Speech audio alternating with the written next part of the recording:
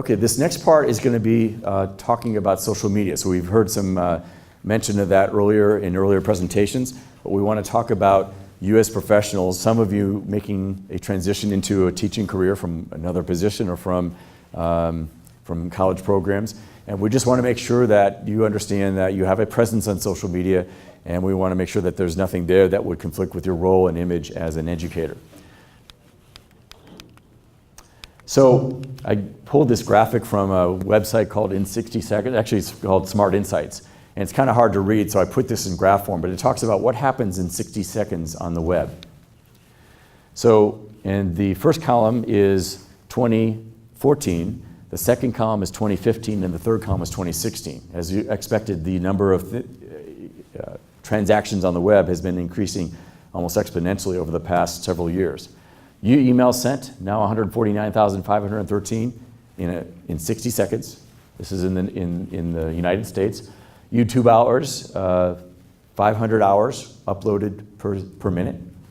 Facebook posts, 3.3 million per minute. Google searches, 3.8 million per minute.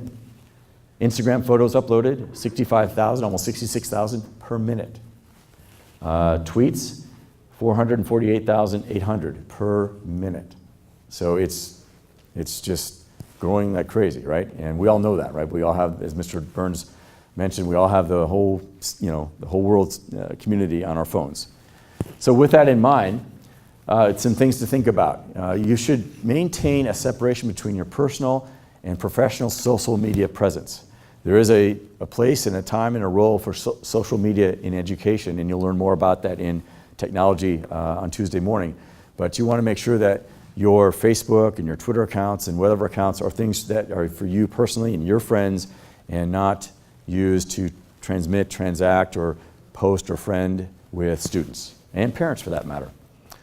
But with that in mind, know that access is sometimes not within our entire control. We have privacy settings that were offered, but if we misset something, a search can be done and something can be seen that you did not have intent to be seen. So don't share secrets. Protect your privacy, be honest, respect copyright laws, so be careful on posting things even on an educational basis that may have copyright laws that don't allow duplication or posting on a website or other means. If you make a mistake, be aware of it, note it, be honest about it, think about consequences. Don't neglect your day job. It's just so easy to take this thing out and start, into passing period and so forth, and then suddenly class has started. And so it's probably better to just carve some time out otherwise and just focus on your day job, so to speak, versus social media. Quality matters. I'm not going to play these due to time. These are links that give some videos on appropriate conduct with teachers and educators with regard to use of social media. So once we share this out, you might click on those and just see some information there. Be transparent online.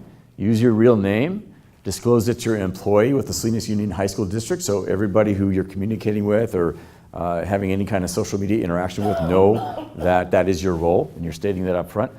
Limit interaction with students to permitted district sites. Ensure a clear distinction between personal social media and your own site, if you have a website. Having a conversation in social media, Facebook, MySpace, that's a little dated. Twitter, things of that nature, is inappropriate, at least through your personal account. If you set up some avenues within the district parameters, with regard to homework and assignments, that's appropriate. Don't share confidential information concerning Salinas Union High School District staff, students, or parents, especially on your own social media. Perception is reality, so when you identify yourself as a staff member, it reinforces perceptions about your expertise in the district, so people understand what the basis of that social media interaction is. Ensure that your content that you post or interact with on social media on the district sites is consistent with your work and the district's professional standards. And remember that what you write is ultimately your responsibility. And so treat it seriously and with respect. Be careful not to post social district related content on personal social media sites. Establish a school profile separate from your personal profile. We mentioned that already. Be careful on your personal account. It's all, sometimes you want to just say, man, I had a terrible day and these students were just, and you put that on your personal site. and that gets back around, and it can undermine you as an educational professional. So be careful before you vent on your own social media site. Just use the disclaimer as you do post on hopefully district appropriate sites. This is a user-created page, not treated as an official district site unless it has been established as a district site, and opinions on the site may not be endorsed by the school site. So be careful about disclaimers when you're not using district endorsed web pages. We discourage you from friending students. We also discourage you from friending parents.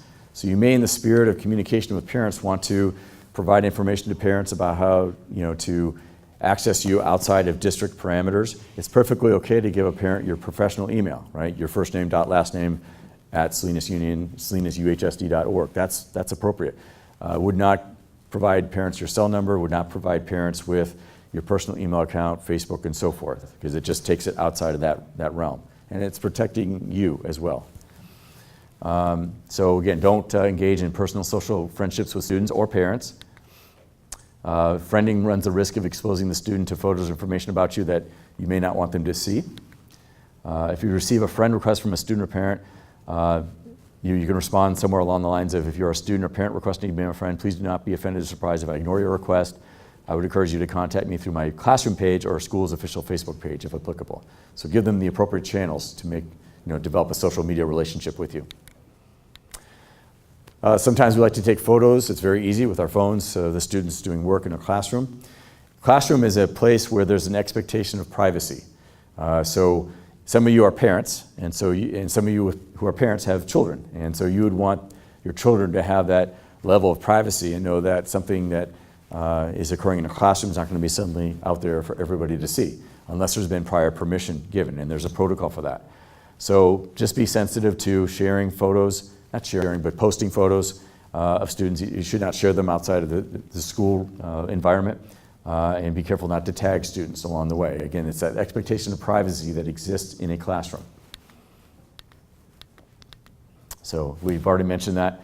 There is a district photo release form, so if you are doing something that you'd like to be able to share at a parent night or put on your classroom webpage, you can get a form that gives the parent a chance to give permission to have their student tagged or posted in as a photo in your classroom page or website. Now, there's a different case or a different standard for public events. So if it's a music performance or an athletic event or an award ceremony, that's different. And photos to show a student receiving an award or playing a piece of music or in an athletic event, the standard isn't as high, and those can be posted because that's a public event. Do have a sensitivity, though, with regard to our students with special needs, our disabled students, even in this kind of realm. We want to be sure that we're not putting things up on a website or posting that would violate the student's privacy or be derogatory towards the student. So be careful with special needs students, even in a more public setting. So again, consider the feelings of the person in the photos. Some of you are parents, some of you have children, and so kind of take that mind frame when you consider posting. Refrain from tagging students in Facebook or other online photo galleries. Okay. And then the last piece on technology is with your Gmail account. Some of you are just getting that set up. So you'll be responsible for appropriate use of technology. Before using online resources, you're going to be asked to sign an acceptable use policy. So most of you have done that. Hopefully you read through it. The purposes of district technology are for education of students and professional purposes only, and it is a privilege. It can be revoked if need be. That's rare. Consider that your communications are not private, meaning if a question arises with regard to a communication, the district is able to go back and review email communications. We have plenty of work to do, and so there's nobody sitting in a monitor looking at every email that's coming through. You saw the data, right? How many thousands of emails occur. But if something needs to be looked at, there is a record that is kept, so be aware of that going forward. Technology should not be used to transmit confidential information. Sometimes you will need to have communication with a colleague, so it's not something that's accessed by everybody, but when in doubt, just have a conversation or do some other method of communication versus sending an email, which can be forwarded and replied all, and then suddenly this information is out there. So be conscious of that when using email. We do have some work or some mechanisms in the network that prevent access to inappropriate images, visual depictions that are obscene or child pornography, and that the operation of such measures is enforced, but there's always new things and new ways that things can pop up. So it's possible for a student to access something that's inappropriate, and an employee for that matter. And again, there is a record kept of access to sites, so be aware of that and just avoid sites. If you find something that a student has been able to access, send a message to the IT department, and that's another loop that they'll need to close and keep up with. And we mentioned that the superintendent or designee may monitor technological resources, email systems, and web visits.